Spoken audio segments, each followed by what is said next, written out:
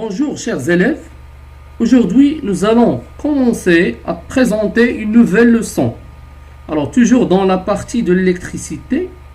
Alors cette leçon est sous le titre La résistance électrique.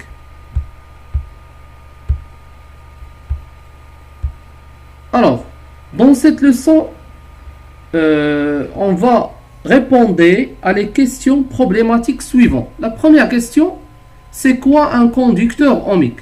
La deuxième question, quel est son rôle dans un circuit électrique? Et la dernière question, quel est le rôle des anneaux colorés qui se trouvent dessus? Alors ici on a une description et représentation d'un conducteur ohmique. Alors dans la première partie, notion de la résistance, conducteur ohmique. Alors c'est quoi un conducteur ohmique? Alors c'est un dipôle de forme cylindrique dont les deux bornes sont identiques. Alors leur symbole normalisé est ceci. Alors deuxième partie, rôle du conducteur ohmique. Alors on réalise les deux montages suivants. Le premier montage, est constitué des éléments électriques suivants: la pile, la lampe, les fils de connexion, un interrupteur et un ampèremètre. Alors l'ampèremètre, c'est un élément électrique, sert à mesurer l'intensité du courant électrique, toujours branché en série dans un circuit électrique. Le montage 2 est constitué les mêmes constituants du montage 1 et on a ajouté un conducteur ohmique.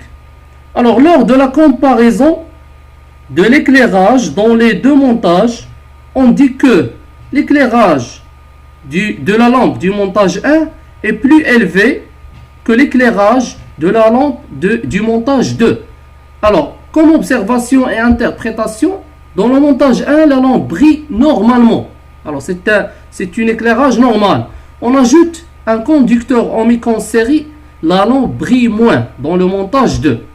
Alors, pourquoi la lampe brille moins dans le montage 2? C'est l'ajout de conducteurs ohmiques en série dans le circuit électrique diminue l'intensité du courant électrique. Alors, en conclusion, un conducteur ohmique est caractérisé par une grandeur électrique appelée résistance. Alors, cette grandeur se note grand R majuscule, et son unité est l'ohm de symbole oméga. Alors, ça s'appelle oméga. Il existe des multiples et sous-multiples de l'ohm. Par exemple, les sous-multiples, on a le milliohm, et les multiples, on a le kiloohm et le mégaohm. Alors ici, on a une application. 1 kiloohm égale à 1000 ohms. 1 mégaohm égale à million ohms. Et 1 milliohm égale à 0,001 ohm. Alors maintenant, on va voir l'influence de la valeur d'une résistance sur l'intensité du courant, ou bien l'effet de la valeur d'une résistance sur l'intensité du courant. Ici, on a une expérience. Le montage 1 est constitué d'une pile, d'une lampe, un interrupteur, des fils de connexion et un ampèremètre pour mesurer l'intensité du courant électrique. Et on ajoute ici une résistance de valeur 47 ohms. Dans le montage 2, on a les mêmes constituants, seulement on ajoute ici une résistance de 100 ohms. Alors, lors de la comparaison de l'éclairage des deux lampes, on va voir que la lampe du montage 1 est plus élevée que la lampe du montage 2. Alors pourquoi à votre avis? Alors plus la valeur de la résistance présente dans un circuit est élevée, plus l'intensité du courant électrique dans ce circuit est faible. Le sens et la place de branchement d'une résistance dans un circuit n'influent pas sur la valeur de l'intensité du courant électrique. Maintenant, pour mesurer la valeur de la résistance, ou bien mesure de la résistance électrique, on a besoin de l'ampère. Alors l'ampère, c'est l'élément électrique qui mesure la résistance électrique aux bornes d'un conducteur ohmique. Et aussi on a le multimètre. Alors ce multimètre sert à mesurer la valeur de la tension et la valeur de l'intensité et la valeur aussi de la résistance électrique. Alors pour mesurer la résistance électrique, on utilise un multimètre en fonction en mètres, dont le symbole normalisé est celui-ci. Alors on choisit la borne COM et la borne portant le symbole oméga. Alors c'est un dipôle, on a ici deux bornes, com et oméga. On branche directement le multimètre aux deux bornes du conducteur. Alors par exemple ici on a un circuit électrique. Pour mesurer la résistance électrique aux bornes de ce conducteur ohmique, on a besoin de ce ohmique, de ce ohmmètre. Alors on choisit le calibre le plus élevé, puis on diminue celui-ci jusqu'à trouver le plus petit des calibres supérieurs à la valeur de la résistance. Alors ça, ce qu'on a dit dans le cours ou bien dans la leçon du tension et l'intensité électrique aussi. Alors maintenant, quel est le rôle des anneaux colorés qui se trouvent dessus?